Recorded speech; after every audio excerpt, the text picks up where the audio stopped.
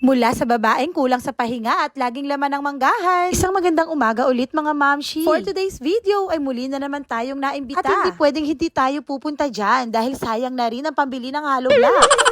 Dahil ngayon nga pong anihan ay talagang napakagalante ng aking mga big bro. Sana all. At ngayon nga po ang huling paani ng aking kapatid na si Dico Bebe. Kahapon pa nga daw po ito sinimulan. Pero sa dami nga po ng ibinunga nito ay hindi rin kinaya ng isang harvestan lang. At dahil pabunga nga po ito ng kapatid ko, kaya syempre present tayo dyan. At kasama din pala dito ang aming tatay. Na siya nga daw pong bantay sa mga magtatangkang bumakaw. Ayan, pagdating nga natin ay feeling hasyendera na naman. Pero ang totoo niyan ay content ang kailangan natin.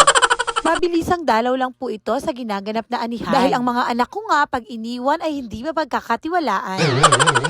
Isa nga talaga sa pinagmamalaki ng Bulacan at Pampanga ay napakarami talaga ditong manggahan. Kung saan isa nga itong kabuhayan sa mga nagmamay-ari ng puno. At sa mga kagaya naming namumursyento. Hanggat may manggahan kayo ay nandyan ang aming angkan. At wag po kayong mag-alala dahil sagot namin ng masaganang ani sa mga mangga nyo. At ang mga kasama nga namin sa pag-harvest ay ang mga loyal na tauhan ng Tito LP ko. Dahil summer na nga po kaya sunod-sunod na po talaga ang mga paani. At papunta na po tayo sa kadagsaan ng mga bunga ng mangga. Ako nga po ay nagpapasalamat na na-expose na rin ang aking mga kapatid sa ganitong hanap buhay. Na nagmula pa nga po sa mga tito namin na ipinasa na ang bertud sa kanilang mga pamangkin. Wala naman po talagang trabahong madali. At katulad nga po ng nakikita nyo, ay talagang hindi biro ang buhay ng mga bumbero ng mangga. Pero ganun pa man, ang trabahong ito na ibinigay ni Lord sa atin, ang siyang nagbukas ng swerte dito sa aming angkan. Dahil harvest nga po ito ng diko namin, ay sumama rin dito ang aking kapatid na babae na si Regine. At kasama nga rin niya ang aking napakagwapong pamangkin. Nung mga oras nga na yan ay talagang napakarami na nilang napipitas. At itong inaaning mga manggarandiko ko ay iluluwas din papuntang Divisoria. Nakaka-proud lang po na ang aming mga manggang inaani ay puro nga po pang export ang quality. Dahil mula ng mga butil pa nga lang po ito ay talaga namang maingat na ibinalot ang bawat bungang iyan. Sa mga hindi pa nga po nakakanood sa proseso kung paano binabalot ang mangga ay panoorin nyo na po sa aking previous vlog. Itong anihan nga po ang talagang napakasarap sa buhay ng magmamangga. Dahil pagkatapos nga ng 4 na buwang pag-aalaga, ay ganito kagagandang bunga ang ibabalik nila sa iyo. Kaya salamat po, Tito J in Heaven, sa inyong ipinamanang hanap buhay. Nawa po ay gabayan nyo palagi ang aking mga kapatid. Muli, salamat po sa inyong panonood. See you on my next vlog.